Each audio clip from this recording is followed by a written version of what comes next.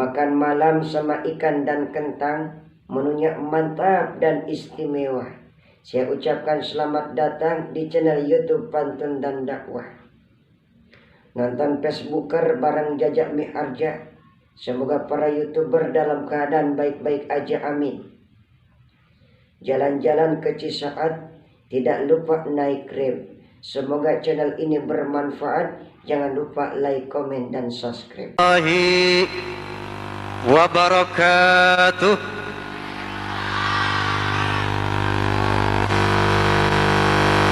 Bismillahirrahmanirrahim.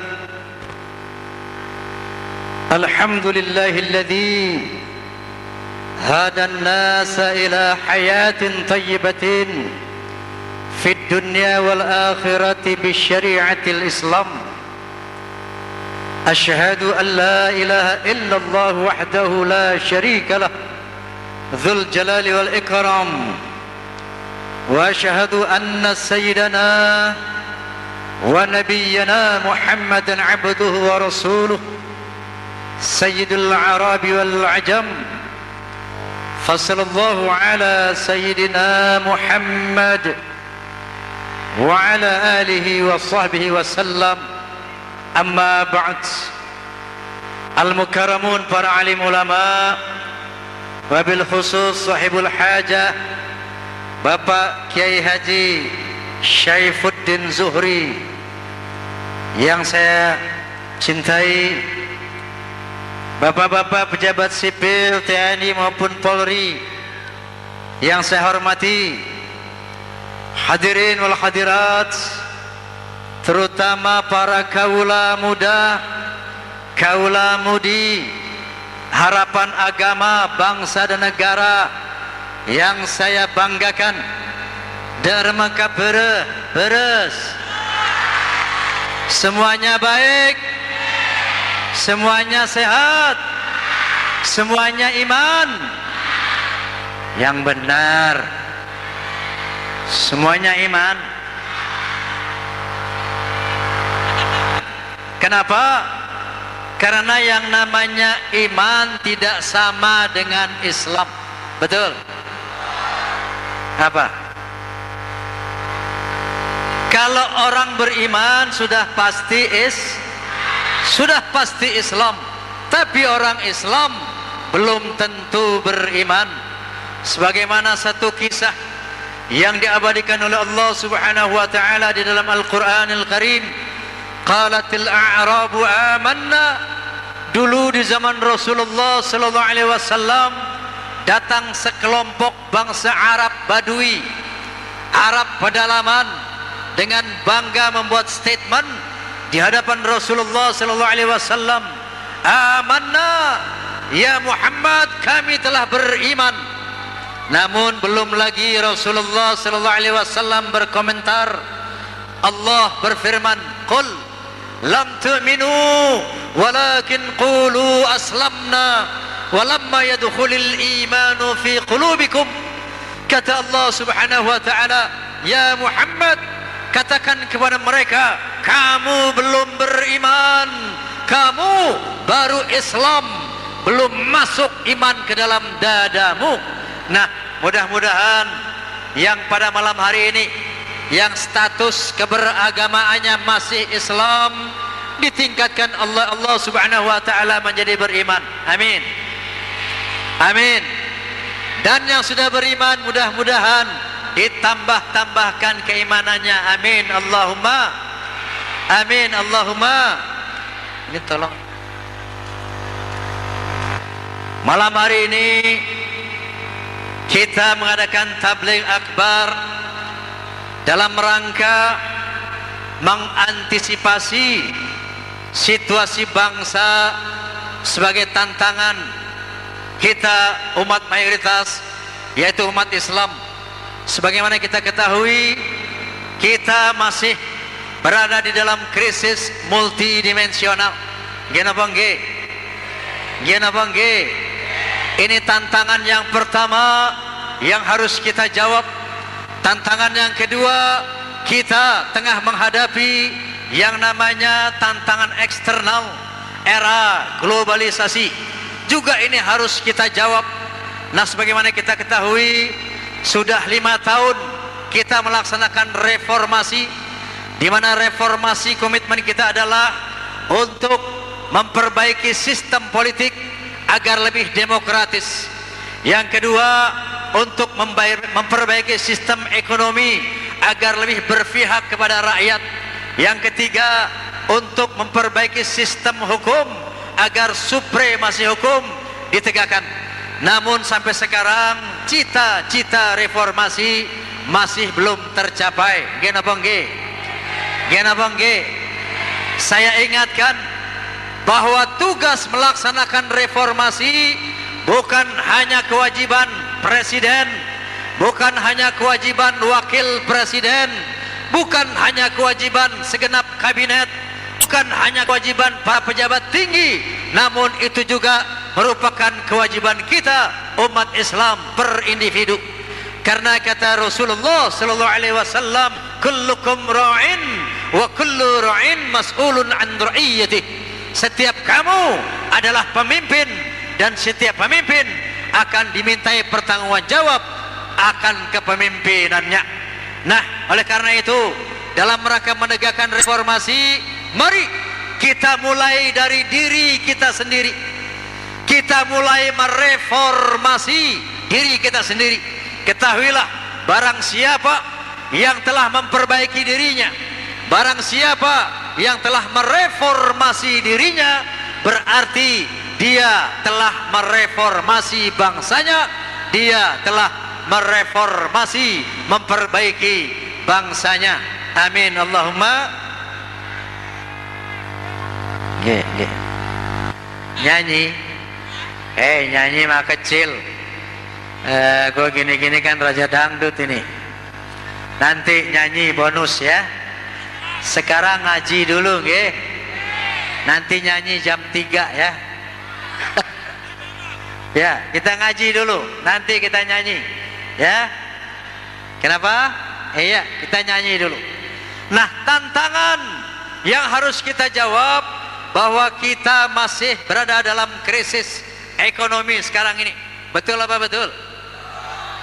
Saya mau tanya Pak, harga-harga makin turun apa makin naik sekarang ini?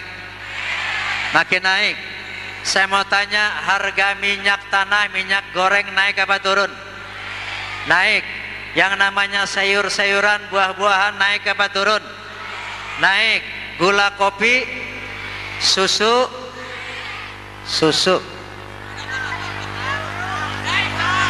naik juga. Harganya maksudnya naik. Nah, saya mau tanya, mau keluar dari krisis multidimensi, mau keluar dari krisis ekonomi, satu kata cuman, jawabannya takwa. Apa? Takwa. Apa itu takwa? Imtithalu awamirillah wajtinabu nawahihi. Laksanakan seluruh perintah Allah dan jauhkan larangannya. Orang yang melaksanakan perintah Allah dan menjauhkan larangan Allah, maka dia bertakwa. Orang yang takwa secara individual, Allah Subhanahu wa taala berjanji, "Wa may yattaqillaha yaj'al lahu makhraja wa yarzuqhu min haitsu la yahtasib." Kata Allah Subhanahu wa taala, barang siapa yang bertakwa kepada Allah, maka akan aku berikan jalan keluar dari berbagai macam kesulitan hidup, dan akan aku berikan rizki dari jalan yang tidak diduga-duga. Amin. Amin. Jadi untuk keluar dari kesulitan hidup secara perorangan, mari kita tingkatkan takwa kepada Allah Subhanahu wa ta'ala. Dan secara makro sebagai bangsa, Allah Subhanahu wa ta'ala berfirman, "Lau anna ahlal qura amanu wattaqau lafatahna alaihim barakatim minas sama'i wal ard." Seandainya penduduk sebuah negeri beriman dan bertakwa kepada Allah Subhanahu wa ta'ala, maka kata Allah, akan aku bukakan pintu-pintu keberkahan dari langit dan dari bumi. Jadi kesimpulannya, kalau mau keluar dari krisis ekonomi, kalau mau keluar dari krisis multidimensional, Jawabannya hanya satu. Yuk kita tingkatkan takwa kita kepada Allah Subhanahu wa ta'ala. Amin Allahumma. Tapi biasanya kalau diajak takwa ini anak muda rada susah ini. Ini desa apa namanya Pak? Hah? Nambru Alif. Tambru Alif. Ya. Ini biasanya pemuda kalau diajak takwa rada susah. Tapi bukan pemuda Tambru Alif. Amin. Sebelah sana Tambru Alif apa itu? Hah? Jauh dari sini. Kalau pemuda diajak takwa, mereka beralasan, hei Bang Haji, kalau saya mah masih muda, masih jauh ke lubang kubur, masih jauh mati. Nanti kalau saya sudah tua, kalau umur saya udah gocap, baru saya mau ibadah kepada Allah Subhanahu wa ta'ala. Saya ingatkan para pemuda, ini asumsi yang salah, ini pendapat yang salah, bahwa yang namanya maut, yang namanya kematian bukan monopoli orang tua. Berapa banyak seorang anak mati mendahului ibu bapaknya? Bahkan berapa banyak seorang cucu mendahului ke dalam kubur ketimbang kakek dan neneknya. Oleh karena itu, kalau mau bertakwa kepada Allah, jangan tunggu nanti kalau sudah tua. Sangat boleh jadi kita mati tidak lama lagi setelah ini. Nah, oleh karena itu, mari tingkatkan takwa kita justru selagi kita masih muda. Kenapa? Di samping umur kita nggak tahu kapan datangnya, Allah lebih menyintai seorang pemuda yang bertakwa ketimbang seorang tua yang bertakwa. Kenapa? Kalau orang sudah tua, umurnya misalnya sudah kepala 87, 85, bertakwa kepada Allah itu soal biasa, betul? Itu enggak hebat, betul? Orang wis tuwek mau kemana lagi kalau tidak bertakwa kepada Allah, betul? Tapi kalau ada seorang pemuda masih sehat badannya, masih kuat badannya, syahwatnya masih tinggi, dia bisa bertakwa kepada Allah Subhanahu wa ta'ala. Inilah manusia yang lebih dicintai oleh Allah. Qala Nabi sallallahu alaihi wasallam, inna Allah yubahi malaikatu bisyabil abid fayaqulu ayyuha syabu tariku syahwatahu li ajli al-mubadhilu syababahu li anta indi ka ba'di malaikati. Kata Nabi sallallahu alaihi wasallam, Allah Subhanahu wa ta'ala membanggakan di hadapan para malaikat tentang pemuda yang bertakwa. Seraya berkata, ayyuhasyabut tariku syahwatahu li ajli, hai para pemuda yang meninggalkan syahwatnya karena takut kepadaku, al-mubadzilu syababahu li, dan manusia yang mengorbankan masa mudanya dalam rangka takwa kepadaku, anta indi ka ba'di malaikati, kedudukanmu di sisiku laksana para malaikatku. Amin ya rabbal. Jadi kalau ada pemuda yang takwa meninggal dunia, dia akan dimasukkan surga yang kelas VIP. Kenapa? Karena derajatnya sama dengan malaikat. Amin Allahumma. Amin Allahumma. Tapi manusia yang paling beruntung adalah yang kata Nabi, man tala umruhu wa hasuna amaluh, yang panjang umurnya tapi padat dengan amal-amal soleh, dengan perbuatan-perbuatan yang baik, dengan ibadah. Dari muda sampai tua dia beribadah. Ini nanti di akhirat dia akan termasuk konglomerat akhirat. Amin Allahumma. Amin Allahumma. Iya. Nah, oleh karena itu, mari pemuda. Kenapa pemuda justru malas sholat dan rajin maksiat? Saya mau tanya, di kota ini ada enggak orang Islam yang enggak sholat? Ada enggak orang Islam yang enggak sholat? Banyak. Inna lillahi wa inna ilaihi. Saya mau tanya, di kota ini ada nggak umat Islam yang justru rajin maksiat? Yang suka mabuk-mabukan ada nggak? Yang suka pasang togel ada apa enggak? Banyak. Oke. Kenapa ada umat Islam malas sholat, bahkan sebaliknya rajin maksiat? Sebabnya cuma satu, Pak. Sebabnya cuma satu, Bu, yaitu ragu-ragu. Kenapa? Ragu-ragu. Dia ragu terhadap keberadaan Allah Subhanahu wa ta'ala. Dia ragu-ragu tentang adanya hari akhirat. Dia ragu-ragu tentang adanya surga dan neraka. Menurut fikirannya, apa iya deh yang namanya Tuhan Allah itu ada? Kalau ada kok nggak pernah saya lihat. Ini saya kasih tahu, penduduk bumi jumlahnya kurang lebih 6 miliar. Berapa? 6 miliar. Sepertiga dari penduduk bumi, yaitu orang-orang komunis, orang-orang ateis. Dia tidak percaya bahwa ada Tuhan, lantaran Tuhan tidak bisa dilihat oleh mata. Menurut mereka, sesuatu yang tidak bisa dilihat, yang tidak bisa diraba, sama dengan tidak ada. Saya bilang, orang seperti ini TOLOL alias goblok.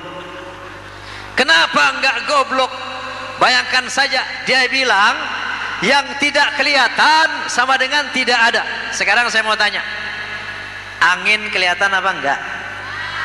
Angin kelihatan apa enggak? Tapi angin ada apa enggak? Ada. Walaupun enggak kelihatan, angin ada. Mau lihat angin, bukan pakai mata, goblok, tapi pakai kulit. Nah, tiup, ya, kipas, tuh, terasa ada angin. Jadi mau melihat angin bukan pakai mata, tetapi pakai kulit. Nih, saya mau tanya, rasa asam, manis, pahit, asin ada apa enggak? Ada apa enggak? Rasa kelihatan apa enggak? Enggak kelihatan.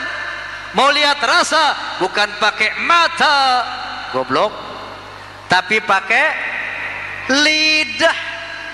Dengar, tumpah sae, you मुस्कुराए, तुमने न जाने क्या सपने दिखाए.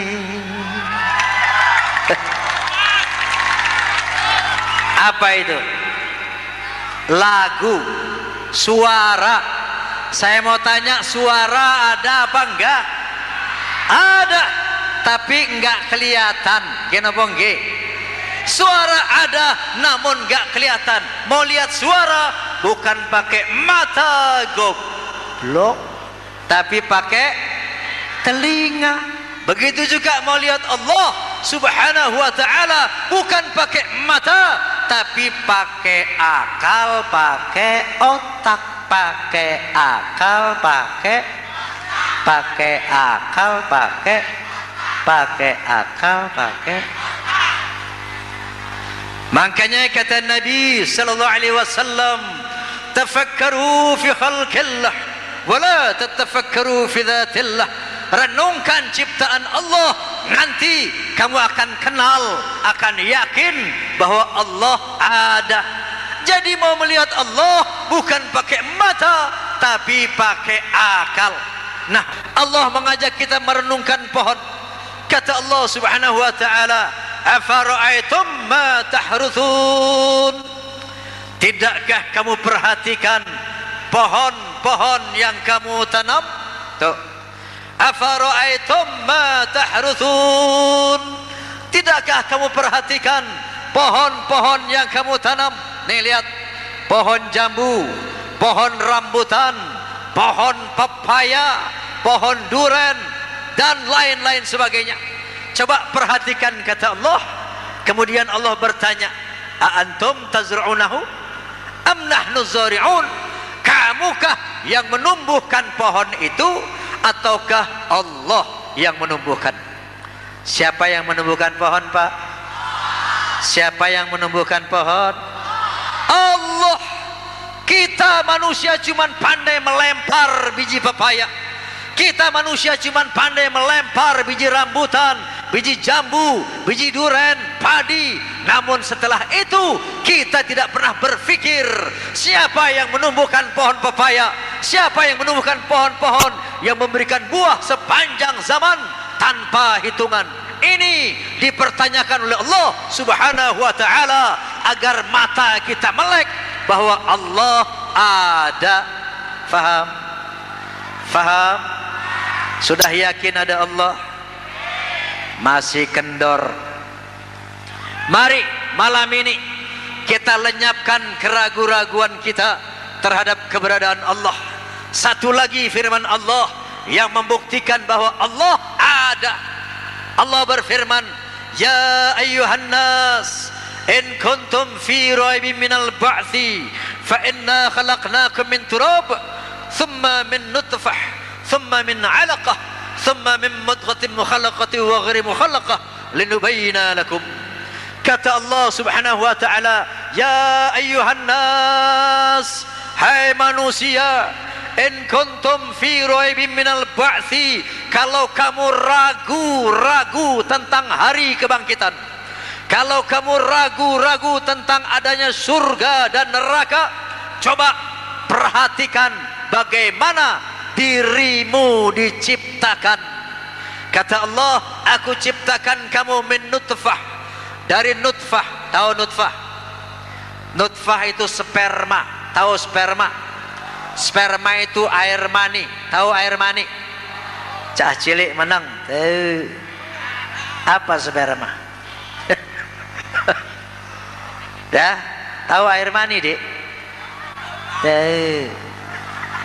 Mau tahu air mani, Dik? Air sagu campur garam. Kata Allah, coba perhatikan bagaimana diri kita diciptakan. Kata Allah, kamu aku ciptakan dari air mani, thumma min 'alaqah, kemudian air mani tadi aku proses menjadi segumpal darah, thumma min mudghah, kemudian darah tadi aku proses menjadi segumpal daging, wa nuqirru fil arhami ma nasya ila ajalin musamma, kemudian daging tadi aku ukir di dalam rahim ibumu sampai waktu yang ditetapkan, yaitu 9 bulan 10 hari. Bapak Ibu, daging tadi diukir mata buat melihat, diukir telinga buat mendengar, dibuatkan bibir buat berkata-kata, dibuatkan paru-paru buat mengatur peredaran udara, dibuatkan jantung buat mengatur peredaran darah. Yang laki-laki dibuatkan kelenengan, yang perempuan dibikinin empet-empetan. Faham? Ini bukan ngomong porno, tapi disuruh tafakur, ya. Jangan cuman bisa pakai aja siang malam dipakai, tapi renungkan, fikirkan bagaimana proses penciptaan tubuh kita. Kata Allah Subhanahu wa ta'ala, thumma nukhrijukum tifla. Setelah dari sperma menjadi darah, menjadi daging, diukir di dalam rahim ibu kita, setelah sempurna maka aku keluarkan kamu sebagai bayi. Sebuah pertanyaan, siapa yang bikin bayi? Apakah bapak yang bikin anak, Pak? Bukan. Kalau bukan bapak, barangkali ibu yang bikin anak? Bukan. Kalau bukan bapak, bukan ibu yang bikin bayi, siapa yang bikin bayi? Siapa yang bikin bayi? Allah Subhanahu wa ta'ala. Tapi hal ini dibantah oleh orang-orang komunis, oleh orang-orang ateis. Mereka mengatakan, yang namanya manusia nggak ada yang menciptakan, alam nggak ada yang menciptakan, semua terjadi secara evolusi, proses kebetulan alias kebenaran.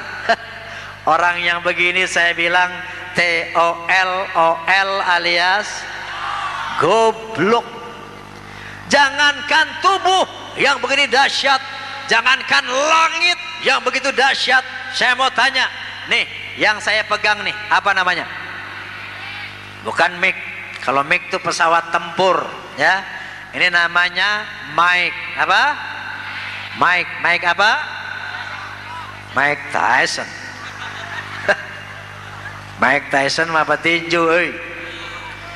Ini namanya mikrofon. Apa? Mikrofon. Saya mau tanya, tolong jawab dengan spontan. Mikrofon ini ada yang bikin apa tidak? Ada yang bikin apa tidak? Yakin? Nih hukum akal. Menurut hukum akal, setiap sesuatu yang struktural dan fungsional, setiap sesuatu yang ada bentuknya dan ada gunanya, maka menurut akal pasti ada yang bikin. Gini bongki, kita nggak perlu tahu di mana yang bikin loudspeaker, siapa yang bikin ini, pokoknya ada bentuknya, ada gunanya. Kata akal pasti ada yang. Saya mau tanya, lebih hebat mana mikrofon sama mata? Lebih hebat mana mikrofon sama paru-paru? Lebih hebat mana mikrofon sama jantung? Bu, lebih hebat mana bu? Mikrofon sama kelenengan? Kelenengan. Bu, kalau ditanya mau pilih mana, mikrofon apa kelenengan? Pilih mana bu? Kelenengan. Jadi kalau mikrofon ada yang bikin, kelenengan yang lebih canggih ada yang bikin apa tidak? Kalau mikrofon ada yang bikin, jantung, paru-paru, manusia ini ada yang bikin apa tidak? Itu hukum akal. Siapa yang bikin? Allah subhanahu wa ta'ala. Yakin? Yakin? Ini namanya iman. Mudah-mudahan malam hari ini yang tadinya ragu-ragu tentang keberadaan Allah sudah yakin dengan jalan tafakkur. Amin. Amin ya rabbal. Mudah-mudahan yang tadinya baru Islam sekarang sudah beriman. Amin ya rabbal. Mudah-mudahan yang sudah beriman bisa melaksanakan perintah Allah dan menjauhkan larangan Allah. Amin Allahumma amin. Nah hadirin, yang kedua, tantangan global. Ya, kalau tadi kita menghadapi tantangan internal bangsa, krisis ekonomi, krisis multidimensional, mari kita tingkatkan takwa. Insya Allah dengan takwa Allah akan memberikan jalan keluar dari berbagai macam kesulitan hidup. Dan tantangan yang kedua, tantangan global. Kita tengah berada di era globalisasi. Apa itu globalisasi? Hah? Asal katanya global, artinya global itu dunia.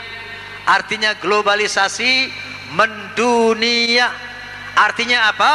Di era globalisasi ini seluruh bangsa-bangsa di dunia, seluruh manusia di dunia bersatu, membaur menjadi masyarakat internasional, bersatu membaur menjadi masyarakat dunia.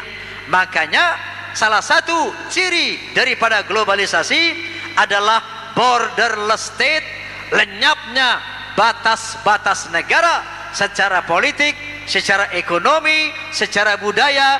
Enggak ada lagi batas-batas negara. Kita sebagai bangsa Indonesia telah membaur dengan bangsa-bangsa lain dalam arti politik, ekonomi,